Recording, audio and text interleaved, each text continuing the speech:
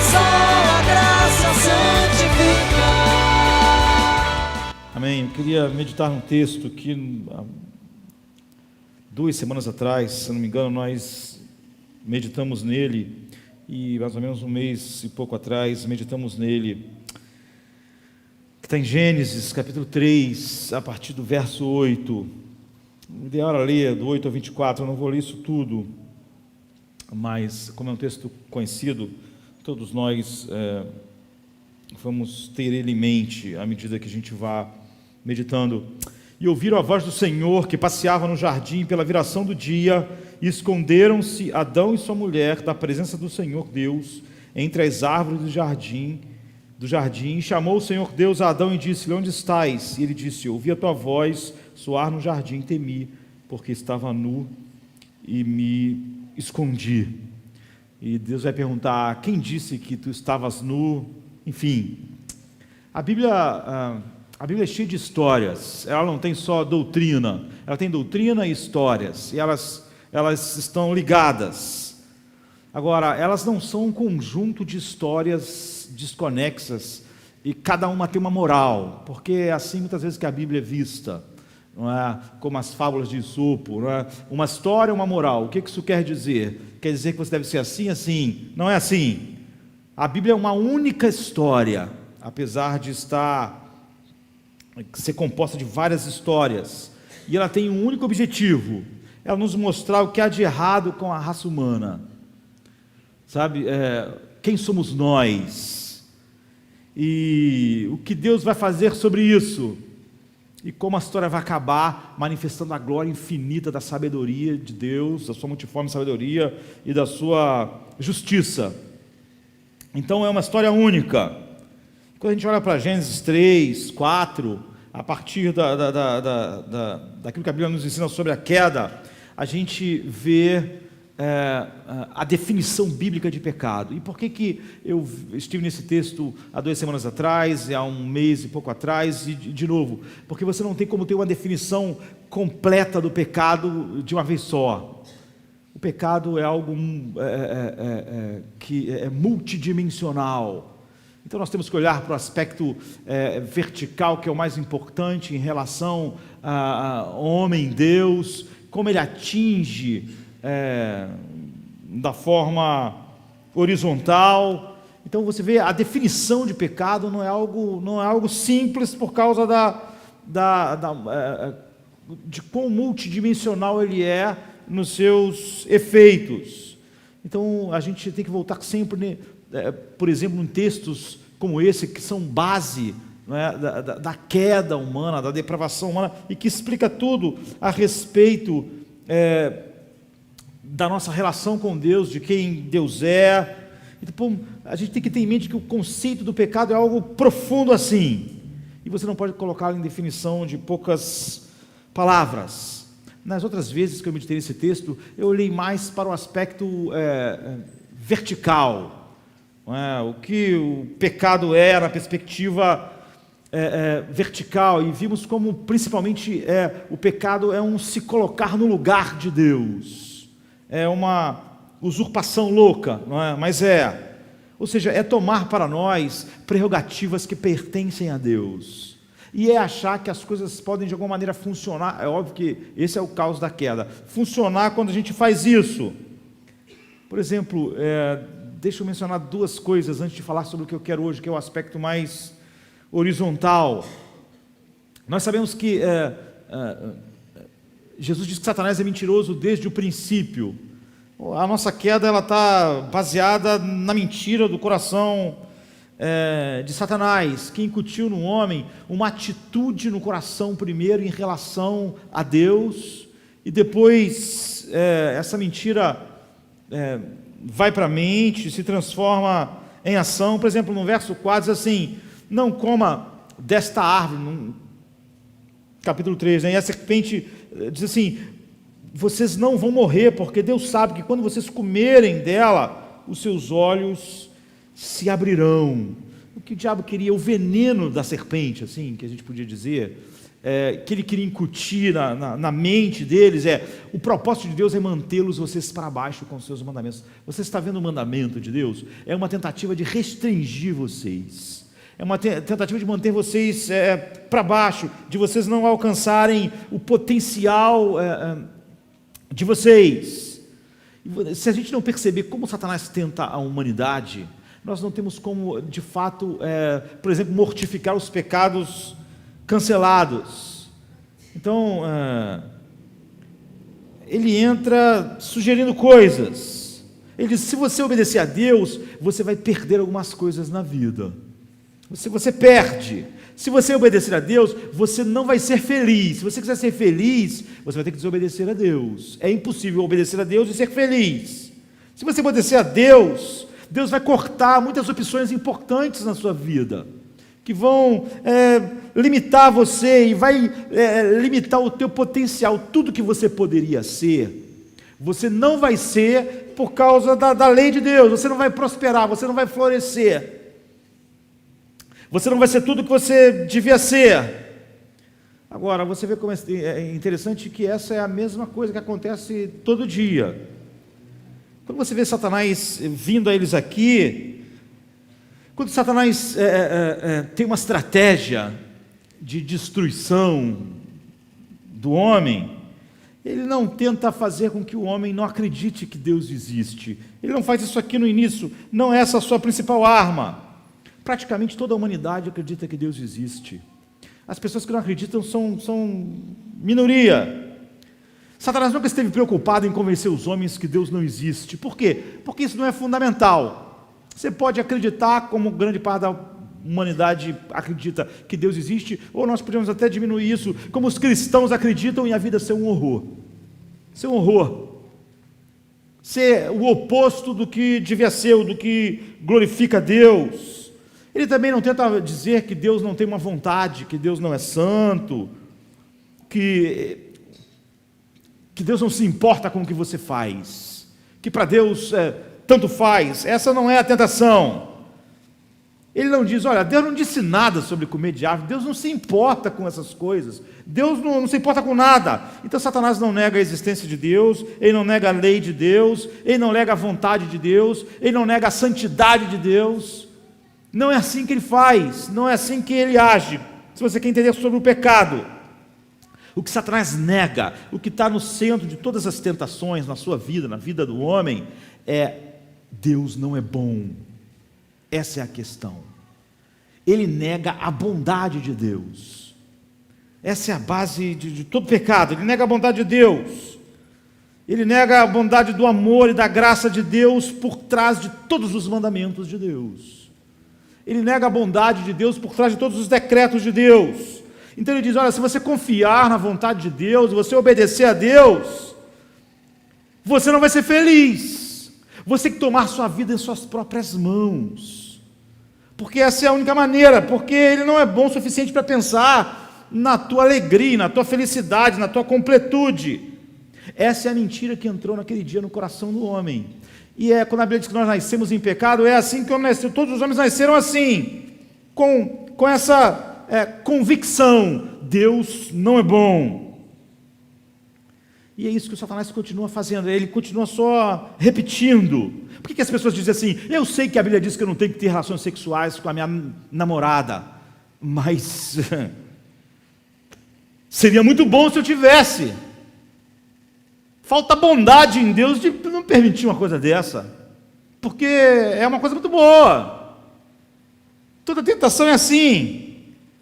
Eu sei que a Bíblia diz que eu não devia pensar que o dinheiro é todo para ser pensado como um Deus voltado totalmente só para a minha vida, que tudo que Deus me dá não é só para mim pensar em como Deus quer que eu tenha coisas, mas que eu tenha um olhar amplo para fora de mim em relação a isso. Mas eu, na verdade, acho que gastar todo o dinheiro pensando só em mim mesmo é muito bom. Eu sei que a Bíblia diz que guardar rancor contra as pessoas não é bom, e buscar vingança, mas caramba, quando eu busco a vingança e quando eu dou o troco, eu sinto que é bom, eu me sinto bem, eu sinto É assim que você é tentado, é que se você obedecer a Deus, não vai ser bom. Que se você obedecer a Deus, você é restringido de algo que é bom e que vai te dar completude. Não haveria nenhuma tentação se você acreditasse que Deus é totalmente bom e confiasse nele. Se ele disse algo, é porque isso é bom. Isso é muito melhor do que qualquer outra hipótese. Se você acreditar que obedecendo a Deus você vai ser totalmente feliz, você nunca vai fazer ao contrário, porque você quer ser feliz. Porque desejar felicidade é algo nato no ser humano. Por que ele faz ao contrário ao que Deus disse? Porque ele acha, não é bom, não é o caminho para a minha felicidade. Então, o anseio de Satanás lá, e o que ele faz todo o tempo, é destruir a confiança no amor de Deus por baixo de todas as coisas, e todo pecado é isso sendo minado. Por exemplo, quando você lê a história do filho pródigo em Lucas 15, você vê que lá tem duas pessoas diferentes, o irmão mais velho e o irmão mais novo. Um era muito correto, religioso, certinho, vivia uma vida direita. E muitas pessoas são assim, como a parábola diz, ela vai te colocar num lugar ou no outro. É porque a pessoa pensa, se eu seguir as regras, se eu viver dessa forma, eu vou forçar Deus a me abençoar. Porque eu estou vivendo uma vida de obediência. Estou fazendo o que Ele quer. E se eu fizer o que Ele quer, em troca Ele vai fazer o que eu quero. Em seguida você vê o irmão mais novo. Esse irmão mais velho não confia na bondade e da graça de Deus. O irmão mais novo não, ele pensa, olha, ele saiu, ele teve relações sexuais com prostitutas, ele gastou tudo que ele tinha, ele fez tudo em desobediência, totalmente contrário do outro. E qual é a diferença para aquele moralista que era o irmão dele e ele? Não tem uma diferença essencial, queridos. Os dois estão dizendo, eu vou ganhar a minha salvação. Eu vou desobedecer a Deus porque eu não confio na bondade dele. O outro, eu vou obedecer para que eu consiga controlar o que ele quer, porque eu também não confio na bondade dele. Ou seja, nenhum deles acredita que obedecer a Deus é que nos faz feliz, nos faz completo.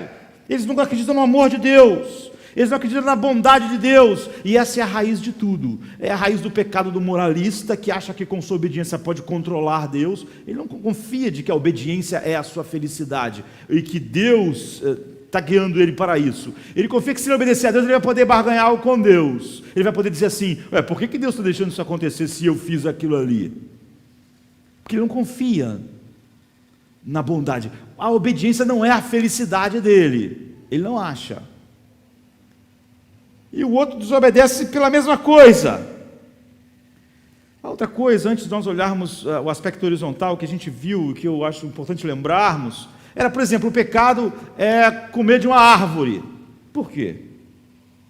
A Bíblia diz assim, quando a mulher viu o fruto da árvore, que ele era bom e agradável aos olhos, e também desejável para dar entendimento, ela tomou e comeu, e deu ao seu marido, e ele comeu. Esse foi o grande pecado. Pense em cada dor do mundo.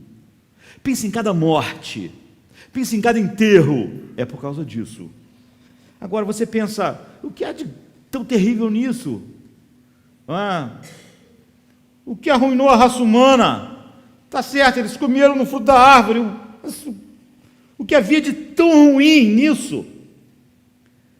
Que causou todo esse mal, que ainda governa o coração do homem.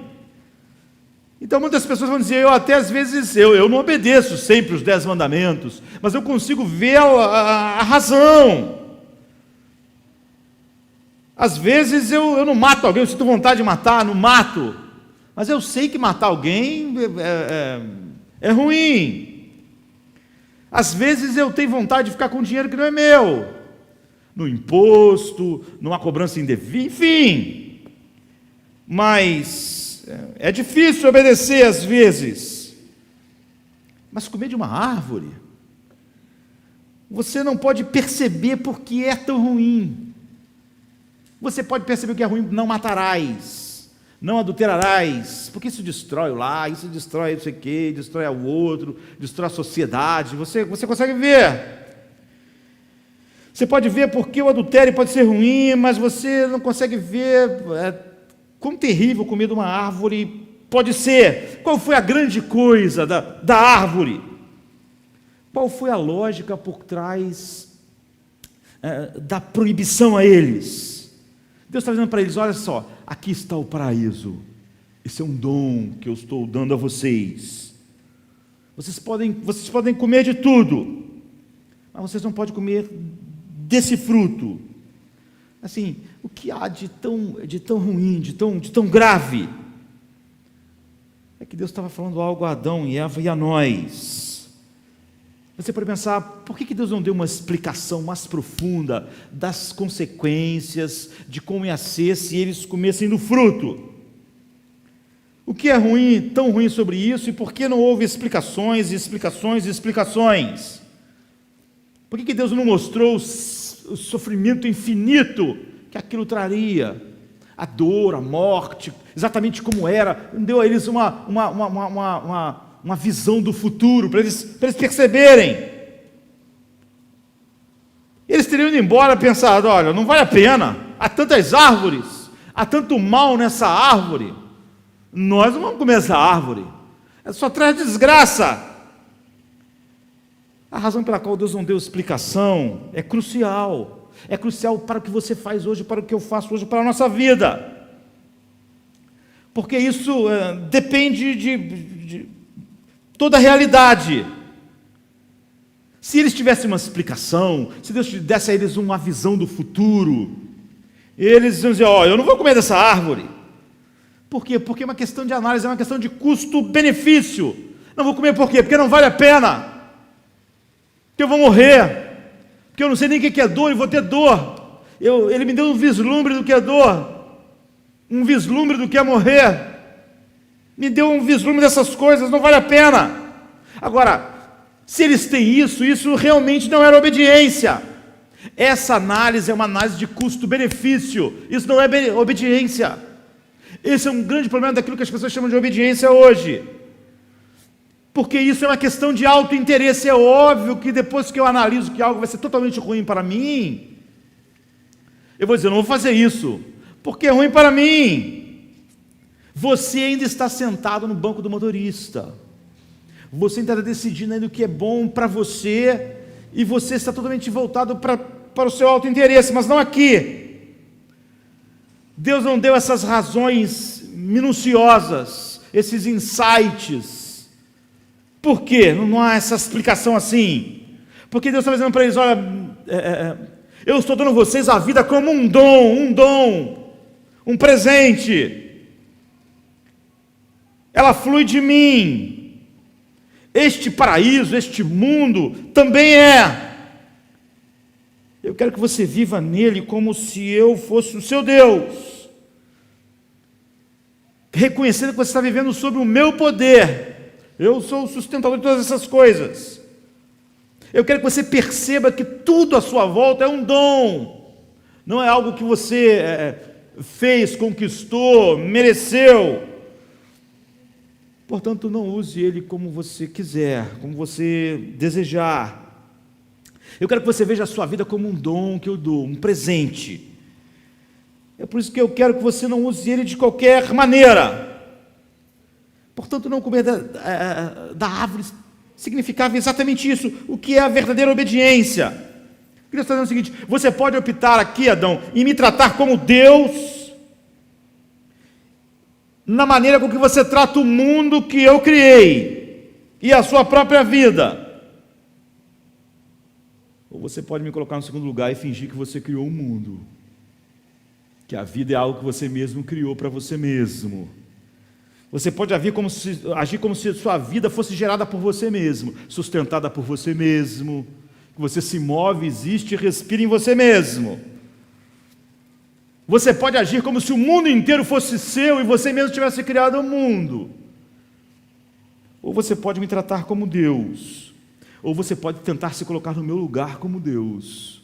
Essas são as duas coisas. essas suas opções.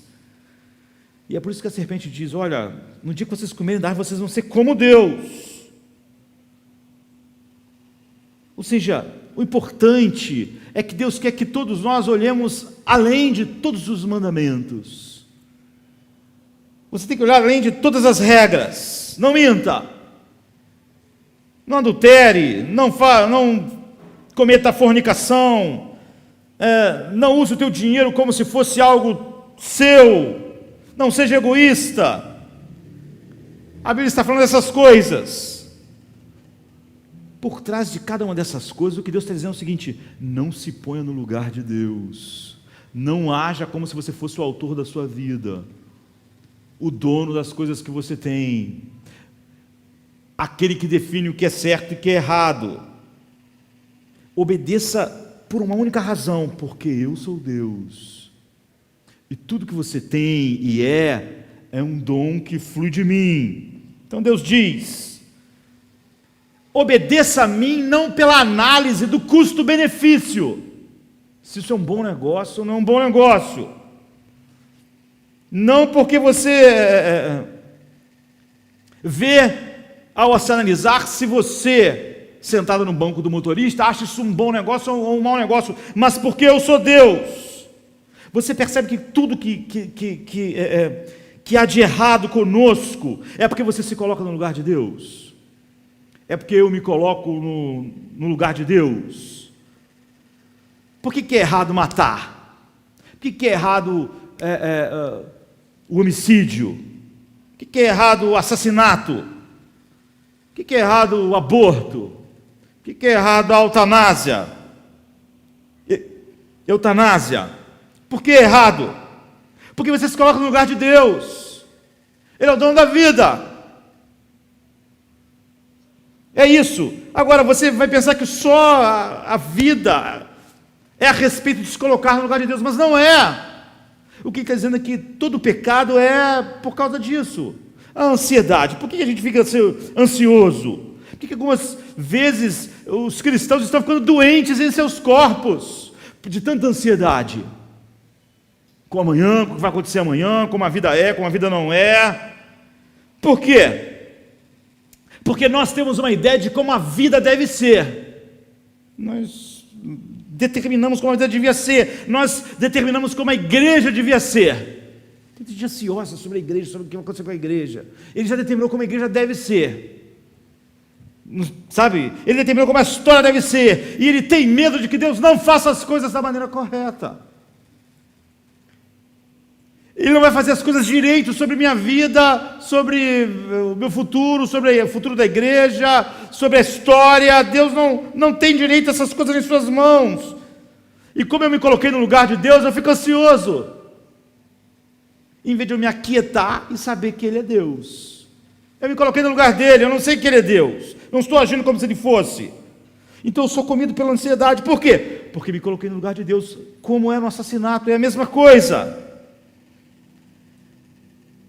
Eu não posso confiar em Deus, eu não posso confiar em Deus sobre o futuro da igreja, sobre o futuro da minha vida, sobre o futuro. Então eu fico ansioso sobre o futuro.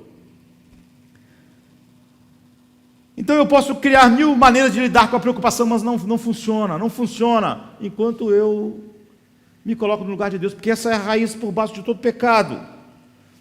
Por que é tão difícil perdoar alguém? Porque você está se colocando no lugar de Deus, você determinou que você sabe que aquela pessoa merece. Você não só determinou o que ela merece, como você quer ver ela receber o que ela merece. E você tem a ideia de que Deus vai falhar. Deus nunca falha. Deus sempre é justo. Tudo Ele vai tratar ou na cruz, ou diretamente com a pessoa.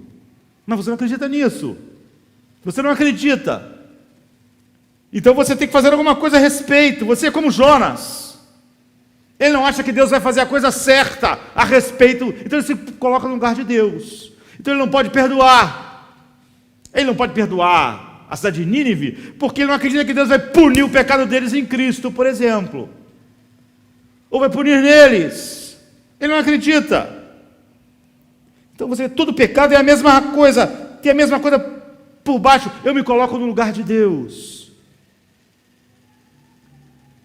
E é por isso que esse primeiro pecado é assim, Deus está dizendo para o homem através da árvore, ou você me obedece não pelo custo-benefício, mas porque eu sou Deus, ou você se coloca no meu lugar, como se você fosse o autor da vida, como se você fosse Deus. A serpente diz, vocês vão ser como Deus. Então, o que eu vejo na nossa geração de cristãos, por exemplo, é a mesma coisa que você vê na cidade do Rio de Janeiro, nas grandes cidades.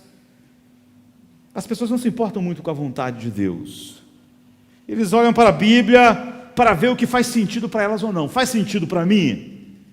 Obedecer a Deus no casamento faz sentido para mim? Não faz sentido, não vou obedecer. Não consigo ver o sentido disso. Por que Deus disse isso? Por que isso tem que ser desse jeito? O que Deus disse sobre o dinheiro? Não, nesse aspecto eu não concordo. Aquilo ali eu concordo, eu vejo o sentido. Se eu fizer dessa forma, não vai satisfazer as minhas necessidades. É exatamente porque as pessoas veem o pecado, não veem o pecado como o pecado é que as pessoas realmente acreditam que, por exemplo, aquilo que ele consegue ver uma razão, principalmente centrado no homem, há uma razão social, esse é um pecado terrível. Mas, por exemplo, o pecado sexual não é um pecado tão terrível assim. O mesmo cara, normalmente eu ouço isso tantas vezes, diz, olha, não sair pelo mundo tentando resolver o problema da sociedade é um pecado muito mais grave do que ficar na internet, na pornografia. Por que um pastor diz isso? Porque é óbvio que ele olhou para o resultado simplesmente do que ele imagina ser o pecado e pensa, isso aqui não está tendo importância nenhuma, não acontece nada demais. Mas o que Deus está dizendo é o seguinte, trate-me como Deus. Eu criei todas as coisas, eu dou todas as coisas. É por isso que eu falei que sempre que a Bíblia diz, por exemplo, assim, vos abstenhais da prostituição, apesar dos montes de custo-benefício que isso traz, a Bíblia nunca fala dessa forma. É verdade, mas ela não fala. A Bíblia nunca fala assim, vos abstenhais da prostituição, da fornicação. Por quê? Porque vai destruir a sua vida, vai acabar com o seu relacionamento, vai destruir a sociedade, vai destruir a família. A Bíblia não fala isso. A Bíblia diz, vos abstenhais da prostituição, porque fostes comprado, porque vocês pertencem a Deus, porque o vosso corpo agora é de Cristo. É por isso, por causa de Deus, essa é a razão. William Borden foi um rapaz, nasceu em 1887, morreu em 1913, por exemplo, morreu novo. O pai dele era um dos homens mais ricos de Chicago, mais rico mesmo, dono de mineradoras no Colorado, dono de grande parte da cidade, bilionário. Mas ele entrou em Yale e quando ele estava no meio da universidade, ele se converteu de fato e desejou ser um pregador no norte da China, para os mongóis, para os chineses. E a família dele tentou convencê-lo de toda maneira a não fazer isso com a vida dele, porque ele não era um cara um pouco rico, ele era bilionário. Ele era uma das famílias mais ricas da América do Norte. Ele tinha um futuro brilhante pela frente. Ele estava acabando uma das melhores universidades do mundo. Ele tinha uma fortuna enorme. Ele não podia gastar a vida dele indo para o norte da China. Mas nada convenceu ele. Ele queria, mas ele não só fez isso. Tinha parte da fortuna da família que já pertencia a ele, avô e tal. Ele resolveu pegar tudo aquilo e doar tudo. E cerrou a universidade, e ele queria pregar lá, mas ele queria aprender a língua, queria aprender algumas coisas, e ele foi para o Egito, passar um tempo lá, estudando algumas línguas do Oriente, o árabe, e depois ele queria aprender, depois para aprender a língua, porque ele queria ser um missionário lá. E depois que ele chegou no Egito, dentro de algumas semanas, ele pegou uma forma infecciosa e mortal de meningite. E ele morreu com 26 anos de idade. antes de ir para algum desses lugares. No quarto dele no Egito, onde ele morreu, encontraram o seu diário. E o diário dele, na última página, estava escrito assim: sem reservas, sem nenhum recuo, sem nenhum arrependimento. Agora, por quê? Porque William Borden, morrendo com 26 anos de idade, depois de ter deixado para trás os bilhões da sua família, um futuro que as pessoas diziam ser brilhante, porque ele não escreveu no seu diário o que a maioria das pessoas ia escrever: Deus, o que tu está fazendo? Será que era possível uma prova de obediência maior do que essa? Eu, com 20 e poucos anos, enfrentei toda a minha família, dei tudo que eu tinha, fiquei só com o suficiente para morar aqui nesse quarto no Egito, para aprender a língua, para ir para a China, para viver para sempre pregando o Evangelho. Eu não descumpria a minha promessa e determinação. Eu dei todo o meu dinheiro. Por que morrer agora? Por que morrer com 26 anos? Por que morrer de meningite? Que bem isso pode trazer? O que tu está fazendo? Não está errado. Morrer assim está errado. Mas em vez de escrever todas essas coisas, ele escreveu sem reservas, sem nenhum recuo, sem arrependimento. Por quê? Porque ele não estava obedecendo a Deus para ganhar uma reputação, e nem para cobrar de Deus uma suposta felicidade. Essa era a sua alegria. Ele não obedeceu a Deus por causa dos resultados. Muitas pessoas têm projetos missionários, mas eles têm visto o resultado. Ele nunca poderia entender, então, se nada desse certo. Ele não obedeceu a Deus para causar um impacto na sociedade, como as pessoas. Nós precisamos causar um impacto na sociedade. Nós temos que ser obedientes, radicais. Para quê? Para causar um impacto na sociedade. Mas William Borden não obedeceu a Deus para causar um impacto no mundo. Ele obedeceu à vontade de Deus apenas por amor a Deus. Apenas porque Deus é Deus.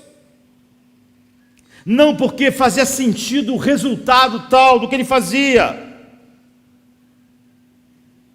Não porque ele entendia tudo o que podia acontecer e como as coisas deviam ser. Só porque Deus era Deus. E porque ele não era. E porque nós não somos Deus, e porque Deus é, Ele é digno de que nós vivamos nossa vida para a sua glória. E isso derrama sobre nós alegria infinita. Você não vê que isso é que arruina o mundo? Se você disser: eu vou ser comprometido com Deus, eu vou pregar, eu vou ser alguma coisa, eu vou crer em Deus, eu vou obedecer.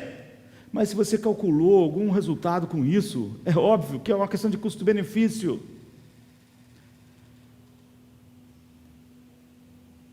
Você se depara com o que ele se deparou, não podia escrever a mesma coisa.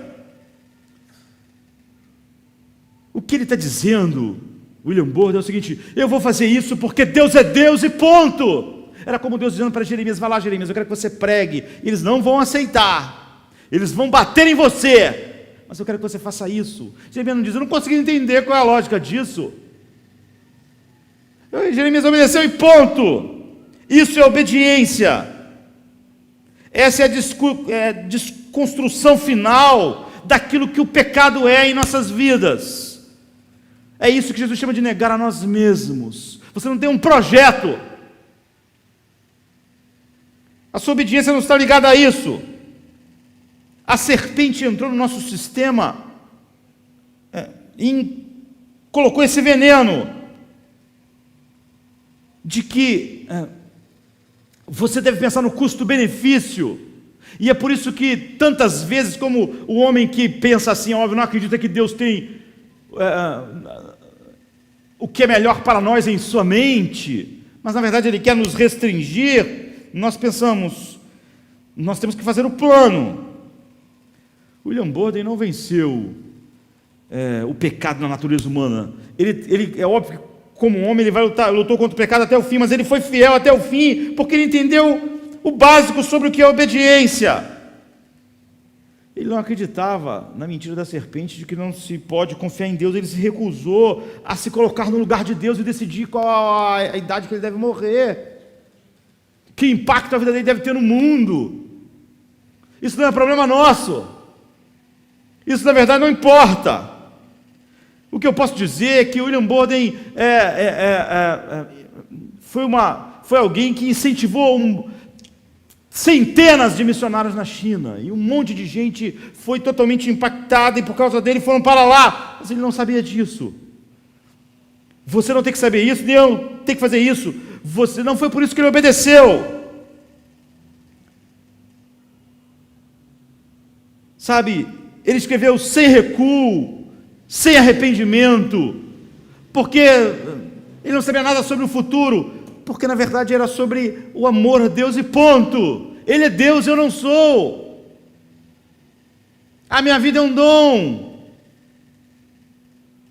Agora, nós podíamos continuar falando a respeito de tudo que o pecado é nessa relação vertical, que é a mais importante, mas como eu disse, eu queria olhar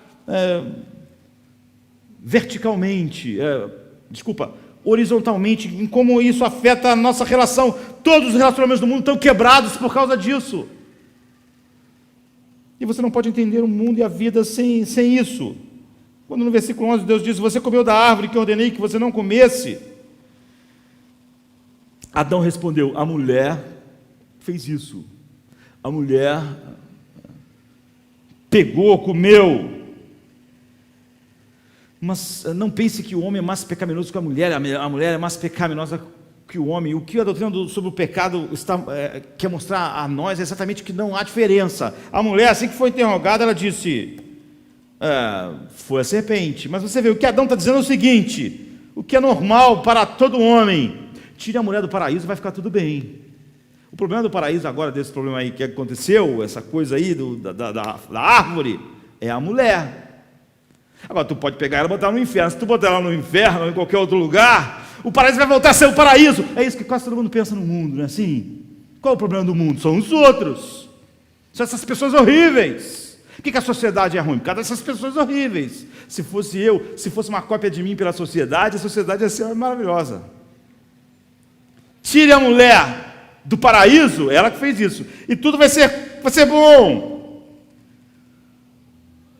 Mas essa igualdade aqui, é como se ele estivesse dizendo: foi ela que me fez fazer isso. Sem ela, tudo vai ficar bem de novo. Eleve-a. Aqui você vê a essência do que o pecado faz horizontalmente. O pecado é algo que faz você usar as outras pessoas para justificar a verdade feia sobre você. Você está disposto a jogar o outro na frente do ônibus para se justificar.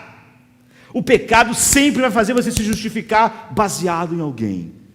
A você tentar construir a sua autoimagem, se sentindo superior a alguém. Se você conseguir ser superior a alguém, você vai se sentir justificado.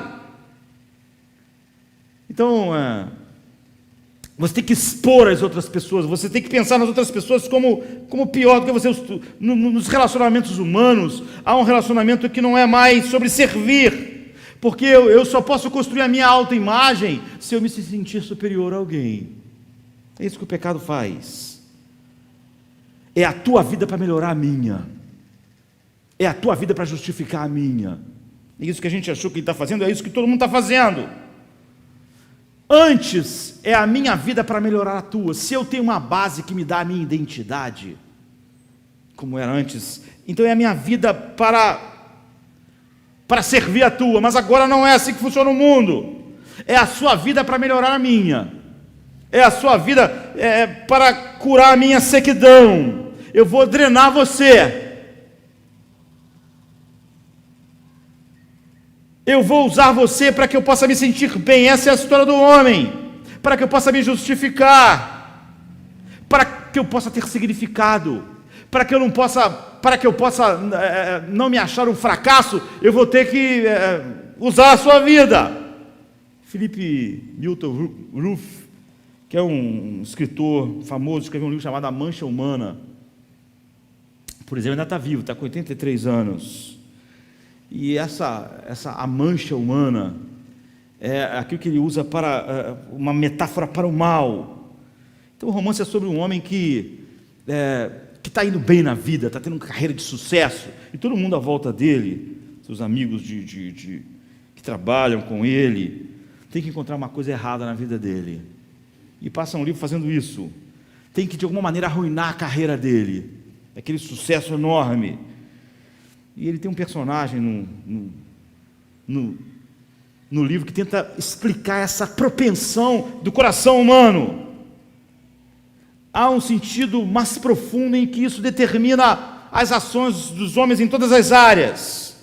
Ou seja, a necessidade de puxar as outras pessoas para baixo para justificar você sobre a sua vida. Você só vai se sentir um sucesso se você puxar alguém para baixo. Você vai ter que olhar para alguém que ganha menos dinheiro que você. Aí pensa, está vendo? Eu sou um cara de sucesso, porque eu ganho mais dinheiro que ele. Eu ganho mais dinheiro que esse grupo aqui. Eu tenho sucesso. Você vê, você tem que pegar alguém, você tem que botar para baixo. Ou você tem que comparar a sua vida com a de alguém. Para você se sentir melhor. Senão você não vai se sentir bem. Você tem que comparar seu casamento, você tem que comparar seu emprego, você tem que comparar sua casa. O livro fala sobre, mas não é um livro cristão, você vê, é só alguém olhando para a vida. Eu sou competente, porque você é incompetente. Eu sou bom no que eu faço, porque eu comparei com aquele cara ali e ele não faz bem igual a mim. Eu preciso de alguém, eu preciso de alguém para me tirar o meu significado e justificar a minha vida, fazendo o mesmo que Adão fez. Eu comparo o meu salário, então eu sou um cara de sucesso. Por que você é um cara de sucesso? Porque meu salário é maior do que a maioria.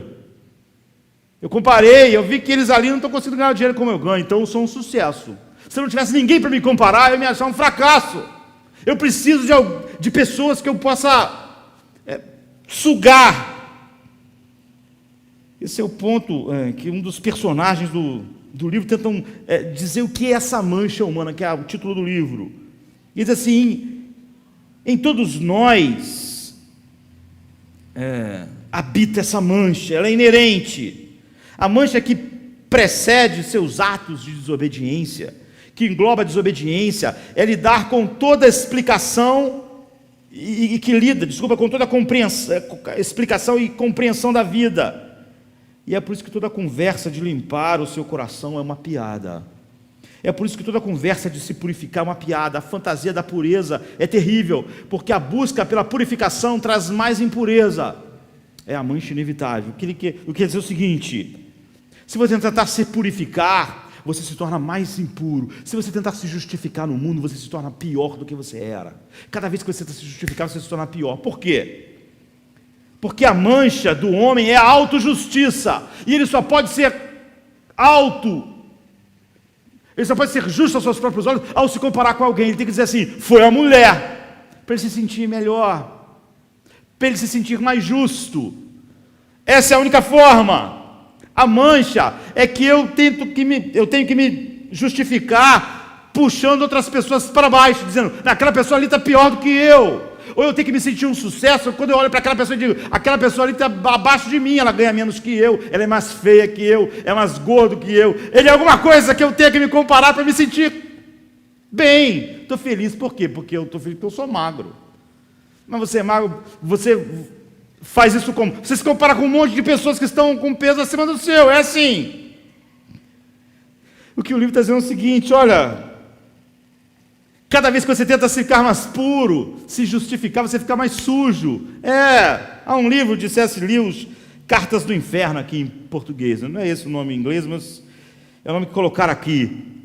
Screwtape é um demônio assim, sênior já, experiente, que ele está treinando o sobrinho dele, que é um demônio muito novo ainda, que não conhece direito as coisas. É C.S. Lewis, o livro é excelente.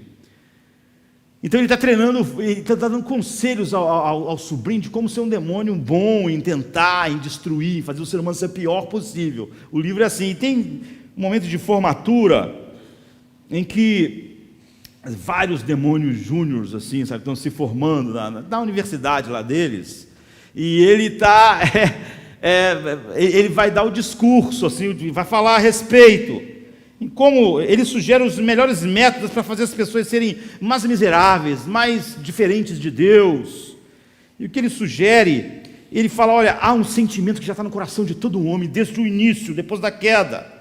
E você tem que usar esse sentimento só como gasolina para fazer eles serem cada vez mais diferentes de Deus. Você tem que melhorar esse sentimento, você tem que, vocês, ele disse para o grupo de formandos, você tem que usar isso e refinar isso na vida deles. E Screwtape diz, esse sentimento é a sensação que já está no ser humano, e vocês têm que levar isso cada vez mais profundo neles, é que eu sou tão bom quanto você. É isso, é isso que você tem que usar, porque eu sou tão bom quanto você, é a essência do pecado. Essa é a essência de como o inferno opera. Você vê, isso é que o diabo fez. É isso que fez o diabo ser diabo. Um dia o diabo olhou para Deus e disse, eu sou tão bom quanto você. Você não é melhor que eu, não é maior que eu. Essa é a essência do pecado. Quando Satanás começou a dizer sobre Deus, que ele era como Deus, ele começou a ladeira abaixo. Quando ele disse para os homens, vocês vão ser como Deus, tão bom quanto ele, tão grande quanto ele. Agora, esse demônio já chefe, experiente, ele diz, é óbvio que ninguém que diz isso acredita nisso. Sempre que você diz, eu sou tão bom quanto você, é porque você não acredita nisso. Mas você não olha para um cachorro e diz, eu sou tão bom quanto você. Isso é ridículo. Você só fala isso quando na verdade você sabe que você não é. Você não é. Você tem que dizer. Você não diria a nada que você acha que realmente é como você, eu sou tão bom quanto você. Então ele diz assim, é um meio útil para a destruição de sociedades inteiras, mas tem um valor muito mais profundo, como um estado de espírito que necessariamente exclui a humildade, a caridade, o contentamento e todos os prazeres da gratidão e admiração, e transforma o ser humano, e leva o ser humano para longe de todas as estradas que possam finalmente levá-lo ao verdadeiro arrependimento e ao céu. Esse sentimento, eu sou tão bom quanto você, e eu não gosto de imaginar você à frente de mim, ele diz, esse impulso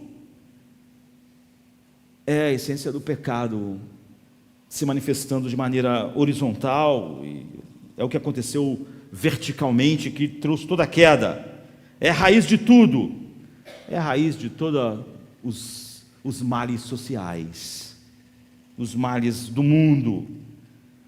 Ou seja, é o coração do pecado.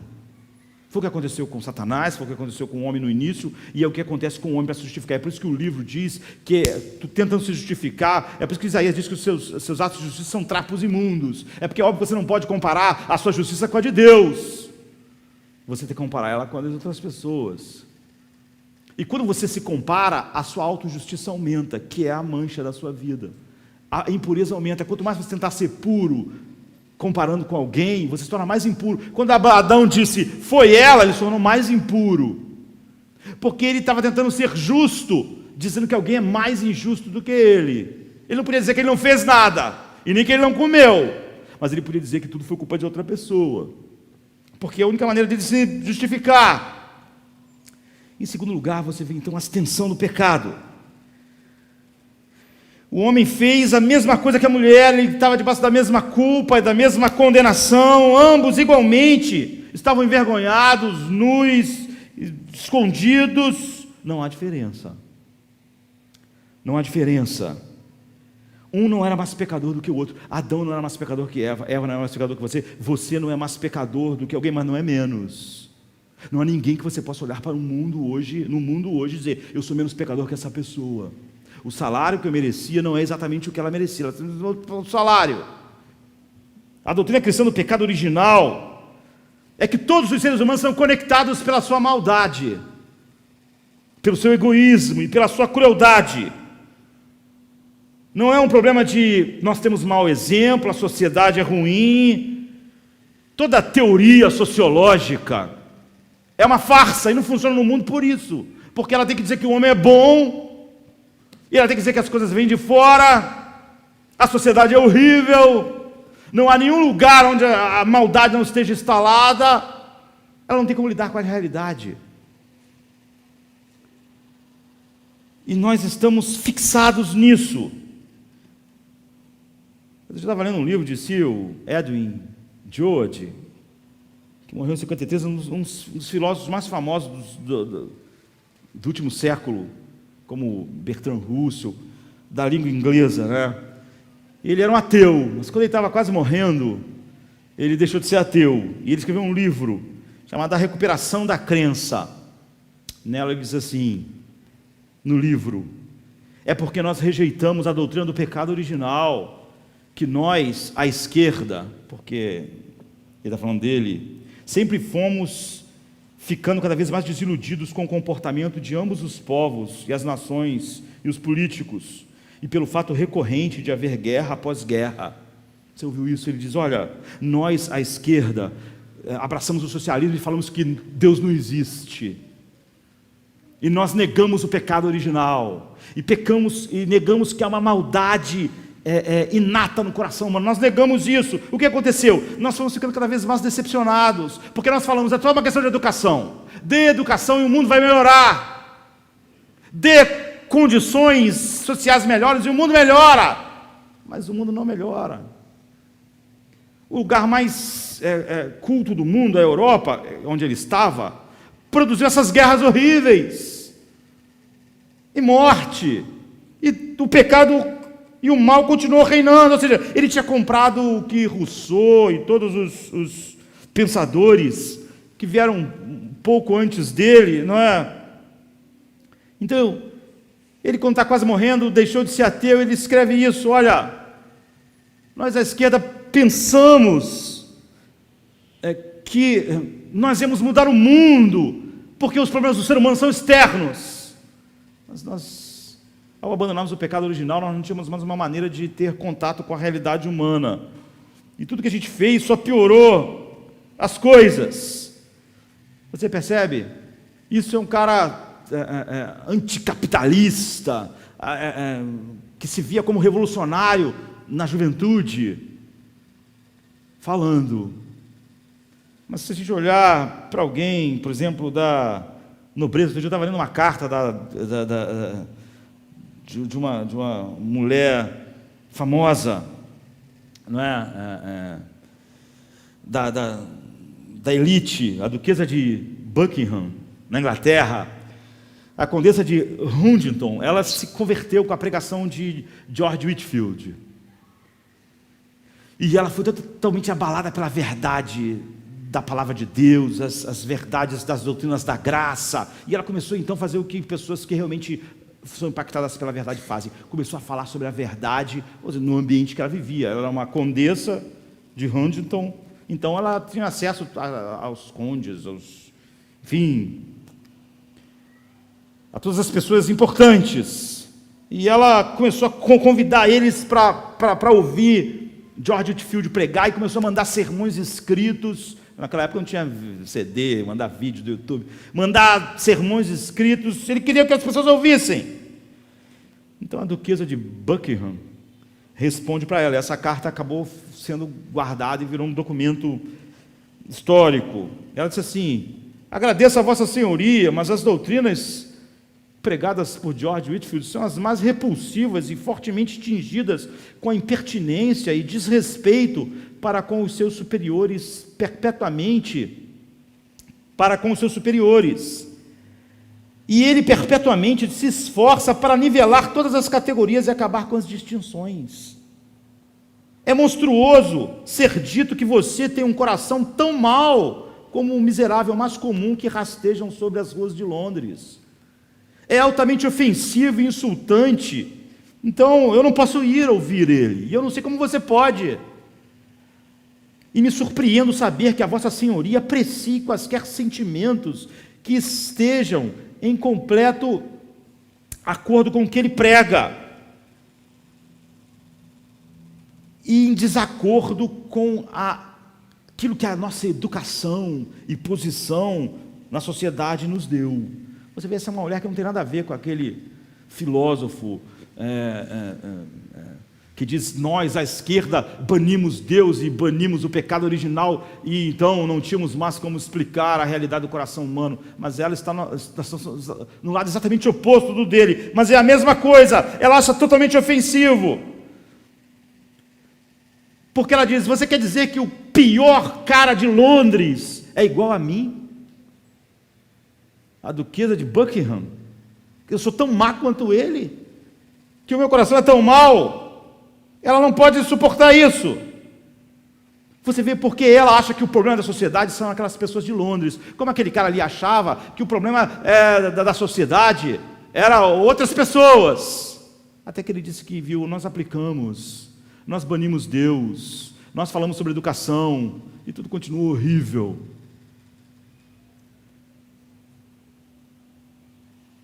Nós sempre...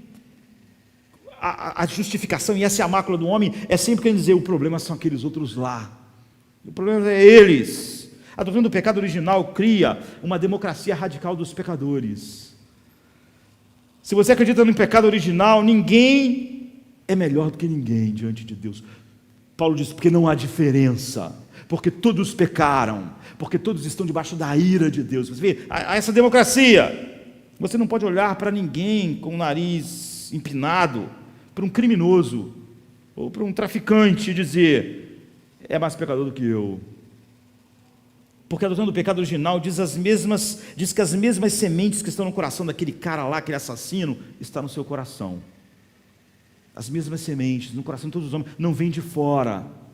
Quando um homem como John Bradford, um dos mártires puritano, disse que quando eu passava por cada enforcado em Londres, eu dizia: não fosse a graça de Deus eu estaria enforcado ali. Muitas pessoas pensam: por que John Bradford dizia isso? Ele nunca cometeria o crime que aquele homem cometeu.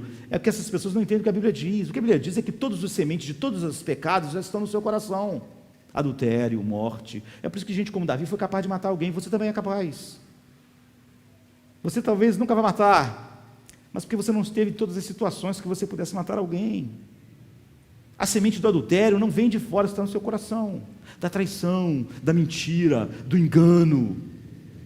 É por isso que Jesus diz: olha, essas coisas, mesmo quando não saem para fora, elas estão lá. E mesmo quando lá fora, só lá dentro você tem ódio de alguém, então você não matou alguém, mas aquela é a semente do assassinato. Não vai se transformar aqui fora, mas é a semente, está lá. Do coração do homem vem todos os males. O que John Bradford quer dizer é o seguinte: foi a graça de Deus, a graça providencial. Se eu tivesse nascido como essa pessoa, vivido com essa pessoa, vivido as mesmas experiências, ou não, enfim, não é porque não há esses males no meu coração que eu não fiz o que ele fez. O que eu vejo entre mim e ele são dois pecadores totalmente perdidos, com todas as sementes do pecado em seu coração. Portanto, não há diferença entre nós, essa democracia. Há algumas razões pelas quais aquela semente brotou lá e não brotou em mim, mas não é porque não existiam essas sementes em mim. O ódio, a raiva, a cobiça, já estão lá, ninguém coloca. Então a duquesa de Buckingham estava certa. Pelo menos ela estava certa, estava errada na resposta que ela deu. Estava certa na verdade sobre o que o Whitefield pregava. Ela é tão miserável, pecadora, quanto a pior pessoa de Londres, quanto o pior assassino. J.K. Chesterton, ele diz a respeito disso, de como que a Bíblia ensina, destrói a autojustiça, destrói Adão, podendo dizer: foi ela. Porque essa é a única maneira de se justificar, é você se tornar mais injusto, é se tornar o teu trapo de imundícia ser mais fedorento, porque você tem que rebaixar alguém e dizer que você está no nível superior, ou seja, você tem que aumentar a autojustiça tentando se justificar. Mas a autojustiça é o pecado humano. Então ele diz assim: o cristianismo prega uma ideia, obviamente, sem atrativos, como o pecado original, mas quando estamos à espera dos seus resultados, eles são patos e fraternidade, e um trovão de riso e piedade verdadeira. Porque apenas o pecado original, apenas por causa dele, nós podemos, ao mesmo tempo, ter pena do mendigo e desconfiar do rei. Ou seja, quando tu olha para o mendigo, para o rei, você sabe: não há diferença. Não há diferença entre essas pessoas. Ele fala fraternidade, entre aspas. Significa que é impossível você ser cristão de verdade e achar que alguém é pior que você. ou que mereça um destino pior que o seu, pior do que o que você merece. Isso é não entender a verdade sobre o pecado. O que a doutrina diz, a doutrina do pecado original, é que há uma democracia radical. Somos todos irmãos e irmãs no pecado. Nós todos temos nenhuma esperança, exceto pela graça soberana de Deus. Por isso John Bradford, quando via alguém enforcado, ele dizia: foi a graça. Não há diferença entre eu e este homem. Eu me colocar, a essência do pecado é desconfiar do amor de Deus, me colocar no lugar de Deus. E qual a diferença entre aquilo que originou os pecados deles e aquilo que operou em meu coração, a não ser a graça soberana de Deus? Então,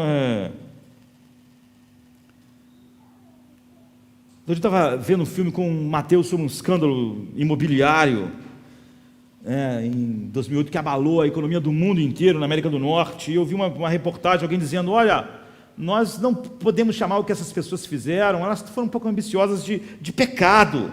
Não vamos dizer, eu estava vendo numa reportagem, que não havia algo de errado, mas não é assim, porque essa é a forma como as pessoas são. As pessoas estão indo para fazer isso. Se você deixar, elas vão fraudar o imposto de renda, vão tentar. As pessoas estão indo para enganar, elas estão indo para mentir, elas vão fazer isso. E é por isso que nós precisamos de regulamentação governamental. A única esperança, é isso que chama atenção, é a regulamentação do governo. O que há de errado com isso? O que há de errado? O que há de errado você achar a única esperança é a lei e o governo? É porque o governo é feito de pessoas também, sabe? Sempre nós achamos o mundo é horrível por causa deles, como Adão estava pensando para Deus: Deus, tire Eva do jardim, vai virar o paraíso de novo. Essa mulher, Deus, ela me desencaminha. Todo mundo está pensando isso aqui. O Rio de Campo Grande é ruim, não é por causa de vocês, é por causa deles. Se Deus tratasse com eles, essas pessoas horríveis, o mundo seria bom, porque eu sou uma pessoa generosa, sou uma pessoa do bem, eles são maus. Todo mundo está achando, seria o paraíso se fosse como eu. Essas pessoas, elas estragam o paraíso. O governo são pessoas, esse é o problema. O governo nunca vai ser a solução para o mundo. E as leis também são feitas por pessoas, e os juízes são pessoas. Portanto, essas coisas são importantes para conter o mal, mas não vão ser a solução para o mal. A educação não vai ser a solução para o mal. Então você chega no final aqui sobre a profundidade do pecado. Os seres humanos são radicalmente relacionais, porque nós fomos feitos para nos relacionar com Deus. Se você ver Gênesis 1:2, nós fomos feitos à imagem de Deus. Nós somos feitos para nos relacionar com Deus e refletir Deus. E fomos criados de uma maneira que, se nós não tivermos relações pessoais, nós nos sentimos solitários. Você vê Adão no paraíso, a Bíblia fez uma companheira porque ele se sentia solitário. Nós somos relacionais. E o pecado é um tumor maligno corroendo a nossa própria capacidade de realizar qualquer relacionamento de verdade agora, como devia ser. O pecado destrói nossos relacionamentos com Deus, nossos relacionamentos conosco mesmo, nosso relacionamento com as outras pessoas, nosso relacionamento com o mundo. Então, no versículo 8, a Bíblia diz que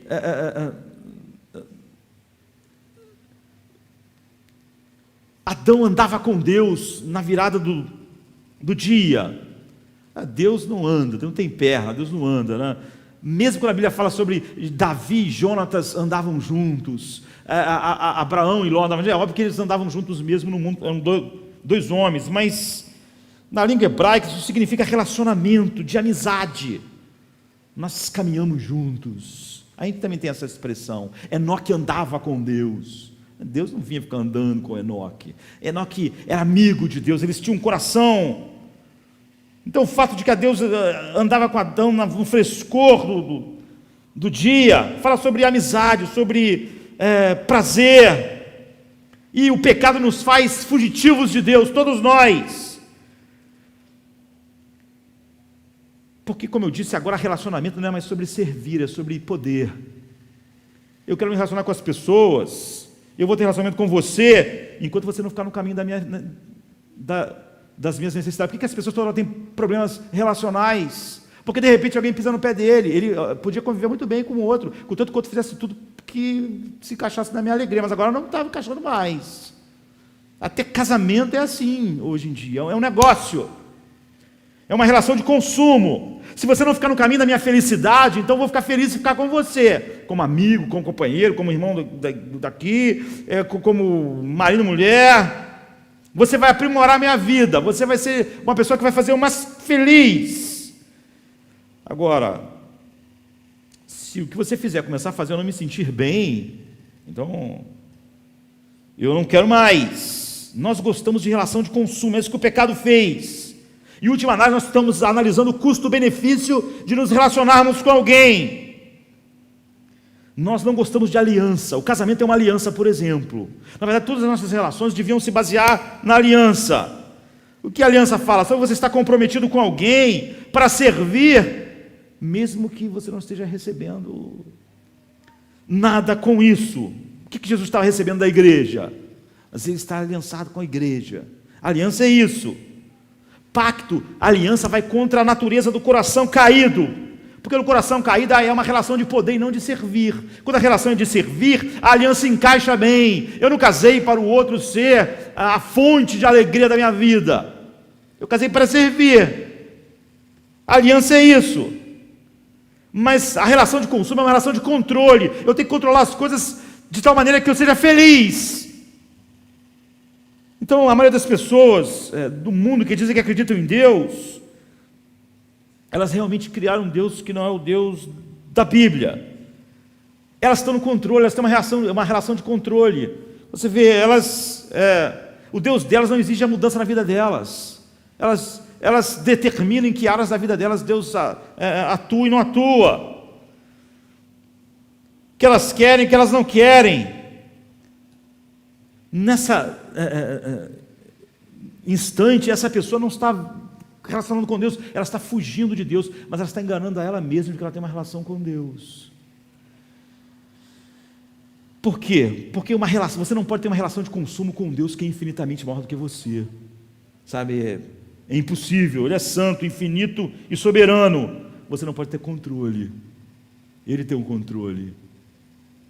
Então, quando você tem controle na sua relação com Deus, isso aqui sim, aquilo ali não, aquilo ali está bom, você não está se relacionando com Deus nenhum, você está enganando a você mesmo. Porque é impossível essa relação com Deus. Como resultado de nós termos, do homem ter uma relação com Deus, mesmo muitas pessoas que falam sobre Deus e se dizem cristãos, é óbvio que a mesma coisa acontece com as outras relações. Adão, por exemplo, disse: eu me escondi porque eu estava nu, mas antes de Deus chegar lá, eles já estavam se cobrindo. Como eu disse há 2 semanas atrás, essa é uma relação agora que é cheia de vergonha. Nós queremos ser amados e queremos ser conhecidos, mas nós sabemos que se formos conhecidos não vamos ser amados. Então nós, os seres humanos, depois do pecado, eles querem controlar a informação que as outras pessoas têm dele, porque se ele estiver totalmente nu e as pessoas verem tudo, as pessoas não vão gostar. Então eu tenho que controlar o que elas podem ver e o que elas não podem ver. Isso contaminou essa relação. Então a nudez fala mais do que fala sobre esse sentimento final de culpa, de que há algo de errado comigo, que traz vergonha. E porque eu vou ser rejeitado se as pessoas verem isso. É uma nudez que é uma luxação psicológica. Você não pode ser conhecido completamente. Quando o nosso relacionamento com Deus é cortado, nossa relação conosco mesmo é cortada. Nós realmente não queremos admitir o pior sobre nós mesmos. Adão, você vê, agora ele não tem uma relação correta com Deus, não tem uma relação mais correta com ele mesmo. Ele não quer admitir que ele é tão ruim. Ele precisa mentir para ele mesmo. Ele precisa dizer que a mulher é pior do que ele. A mulher precisa dizer que a serpente é que é o problema. Porque nós não queremos acreditar no pior sobre nós. A nossa relação conosco mesmo está partida. Quando a nossa relação com Deus está partida, a nossa relação conosco mesmo fica partida. Nós temos que mentir sobre nós mesmos, para nós mesmos, para ser suportável, para que a vergonha não seja insuportável. Eu não quero admitir que dependo mais de Deus, eu quero achar que eu posso determinar coisas na minha vida, mas lá no fundo eu sei que eu dependo totalmente de Deus, então eu tenho que viver em negação.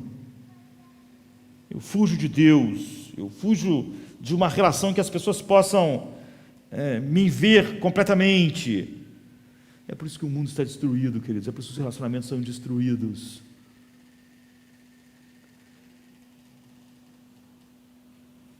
Nós vimos como Adão pôde jogar sua mulher no fogo para se auto-justificar. Assim que o pecado entrou no coração deles, eles se cobriram um do outro. Nós não podemos suportar. Nós temos que controlar o que as pessoas conhecem de nós, como nós vimos. Então nós temos relações superficiais. Porque essas relações vão se tornar relações de exploração. Corporativamente eu preciso menos das pessoas, então as guerras se tornam mais claras entre nações, entre povos, entre sexos de uma maneira geral, porque nosso relacionamento com Deus foi totalmente quebrado, nossa relação conosco mesmo foi quebrada, então nossa relação com as outras pessoas foram quebradas, e isso quebrou nossa relação com o nosso mundo. Então a Bíblia diz que a partir daquele momento, a terra ia produzir, o pó da terra não ia produzir só comida. Adão trabalhava, o trabalho é uma bênção de Deus. Ele trabalhava, arava a terra, só que da terra, quando ele trabalhava, crescia fruto, crescia flor, não crescia praga, não crescia mato, não crescia essas coisas. Mas agora o homem não está em paz com o seu ambiente físico. Agora nós ficamos doentes, a idade chega, os desastres naturais, nós vamos morrer. Eu estava lendo um artigo antigo de Erma Bombeck. Ela foi uma escritora americana de uns 15 livros assim, que foram famosos, mas na verdade ela, de 65 até 96, quando ela morreu, ela escrevia artigos nos principais jornais americanos e do Canadá a respeito. Ela era engraçada, sobre o cotidiano, mas eram artigos engraçados. E o que ela fala num artigo dela, cada artigo dela era lido por 30 milhões de pessoas em uns 300, 400 jornais na América do Norte, no Canadá. Um artigo dela diz assim, você sabe, a minha vida é dominada pela sujeira, pelo pó. Nesse lado da casa, há sujeira, ela está dizendo. E há sujeira no banheiro. Sujeira nos móveis da cozinha, sujeira no tapete. Então eu trabalho para me livrar da sujeira. E na hora que eu chego no outro lado da casa, a primeira parte que eu limpei já tem sujeira de novo. Eu tenho problema com o pó, com a sujeira. E isso nunca acaba. E no final, depois que eu vivi a vida inteira lutando contra a sujeira, vão jogar 7 palmos de sujeira na minha cara. É assim que acaba. Isso é exatamente o que Deus diz em Gênesis 3, 17 a 20. No final, o pó ganha. Cada um dos nossos relacionamentos foi dizimado pelo pecado, queridos. É por isso que a explicação humanista é totalmente fútil para um mundo como o nosso. E, tristemente, a visão de pecado de muitos dos que são cristãos é baixa, e ele vive tentando aplicar essa mesma coisa. Então o Espírito Santo, ele é o autor da Bíblia. Tem vários autores, mas ele é o autor. E ela é sobre uma coisa só. No meio disso tudo, há um prenúncio de salvação, mas ela vem totalmente de fora. Sempre graciosamente, sempre soberanamente. Deus chegou fazendo perguntas. Ele podia chegar com um trovão, ou dando a morte, porque Deus não tem que adiar a aplicação da pena para o pecado, mas Ele está tratando eles com amor aqui, com graça, e como adultos. Ele não trata ele como objeto, como animais, Ele não fala para eles levantar a mão e fazer uma oração. Sempre que Deus salva um homem, Ele levou o homem a enxergar toda essa realidade que nós vimos. É por isso que a verdadeira relação com Deus vai curando todos os outros relacionamentos. Ele está fazendo essas pessoas, assim, outro dia eu estava vendo alguém num filme sobre o AA, alguém fazendo algo que eles chamam de intervenção. Alguém estava dizendo para o outro, olha, admita o que você fez, diga quem você é, diga que é você mesmo, assuma a responsabilidade. Eu achei aquilo até bom, não é? Perto da maior parte das coisas que a gente ouve. de certa forma, Deus está levando eles a isso, essa intervenção. Então, Deus não fala nada com a serpente, Deus não deve perdão a ninguém, nem restauração. Deus já condenou, Deus não deve a ninguém o perdão. Então ele não fala nada com a serpente, por quê ou não por quê. E o final dessa história, eu queria que vocês tivessem uma visão assim, horizontal da tragédia do pecado e como o pecado opera no coração de vocês. Verticalmente, a gente já viu várias vezes, horizontalmente. Agora, a cura nós não temos tempo de falar a respeito, mas nós sabemos como é a única maneira, e nós sabemos como isso é nivelador de todos os homens. E exatamente por ser assim, ter essa compreensão, isso cura, isso vai realmente tocando todos os relacionamentos. O que você vai ver como o fim da história é o que o primeiro Adão deveria ter feito. Deus disse que vai vir um da semente da mulher que vai fazer algo. O primeiro Adão devia ter pisado, pulado na frente dessa história toda, não é? É como uma família estando brincando num jardim e você vê uma cobra venenosa indo em direção, então você vai lá, então você faz algo a respeito, mesmo que isso seja perigoso. O primeiro Adão devia ter pisado, ido em direção à serpente e feito esse combate por ele, pela sua família, mas não é o que ele fez, mas é o que Cristo fez. Tem isso em mente. Paulo diz assim em Romanos 4, bem-aventurado é aquele cujo pecado é coberto, bem-aventurado é aquele a quem Deus não imputa o pecado. Nós não gostamos dessa coisa de cobrir pecado e nós queremos delação premiada, não é? Nós queremos que tudo seja aberto, e isso é sujo, e é óbvio que não é sobre isso que a Bíblia está dizendo. Deus só encobre o pecado que ele puniu. Quando Deus envia Adão e Eva para fora do jardim, ele botou uma espada. Ninguém pode voltar para o jardim. O mundo não vai ser um paraíso nunca mais, queridos. Os homens não podem reconstruir o paraíso. Esse horror que eu falei vai ser a realidade. É a realidade. E fora da graça soberana não tem outra realidade. Nosso mundo, nossa sociedade, ninguém pode chegar no céu a menos que vá em direção à espada. Mas quem pode ir? O salário do pecado é a morte, é isso que a espada representa. A justiça de Deus, o salário. Mas a Bíblia diz que Jesus era o servo sofredor que foi cortado da terra dos viventes. Jesus foi em direção à espada. Ele abriu um novo e vivo caminho. Ele se jogou na frente da espada e a espada o matou. Então ele cobriu nossos pecados. Ou seja, Adão devia ter... É como um pai que... ao proteger a sua família da cobra que entrou lá no jardim, ele vai lá, pisa na cobra, mas lá no processo de esmagar a cabeça da cobra, ele é mordido por aquela cobra mortal, e ele morre. Foi isso que Jesus fez. Ele matou o pecado, mas ele morreu. Ou seja, ele foi em direção à espada, e só agora que o pecado foi totalmente coberto, ele pode não só cobrir o meu pecado judicialmente, nunca mais o pecado ser contado contra mim, mas como pode agora operar dentro de mim, lidar com o pecado dentro de mim. Se você não se sente amado, se você não se sente uma base para a sua identidade, os seus relacionamentos vão ser quebrados, porque a sua identidade vai ser construída sobre a essência do pecado. Você vai se sentir alguém quando você se sentir, puder se justificar sobre outra pessoa, que essa pessoa é pior do que eu, então eu estou feliz. Eu toco melhor do que aquela pessoa, eu ganho mais dinheiro que aquela pessoa, eu sou mais bonito que aquela pessoa. Você tem que fazer isso. É a única maneira de você se justificar, de você conseguir sentir que você é um sucesso.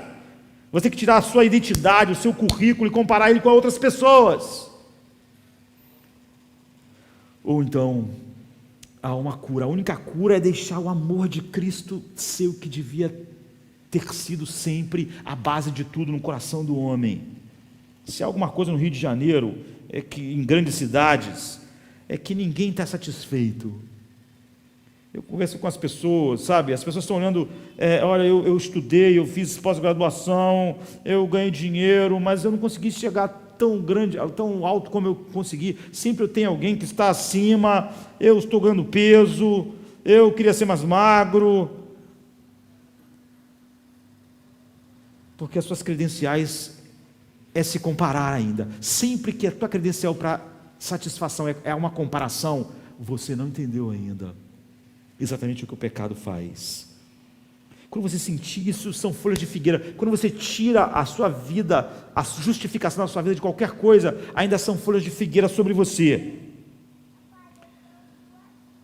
Essa é a maneira com que você está tentando lidar com a sua nudez. Ainda há algo de errado com você, há algo que não faz você pleno, não faz quem você devia, do quem você foi criado para ser, e você está tirando dessas coisas. Ou então você realmente foi engolido pela verdade da graça soberana. Paulo diz assim: porque o amor de Cristo nos constrange, julgando nós assim, que se um morreu por todos, logo todos morreram, e ele morreu por todos, para que os que vivem não vivam mais para si mesmo, mas para aquele que por eles morreu e ressuscitou. Ou seja, você vê, não vive mais para si mesmo, você foi tirado daquela relação com o mundo, de tirar o seu significado, porque ele vem do amor de Cristo que nos constrange.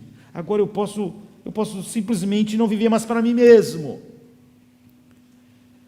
porque essa realidade me dá a minha identidade, me dá todas as coisas, além de tratar com o pecado judicial, que nunca mais está sobre mim, e o pecado dentro de mim, na santificação.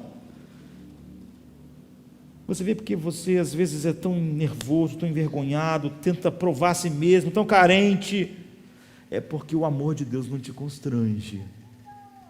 Então você ainda tem folhas de figueira para justificar a sua própria vida.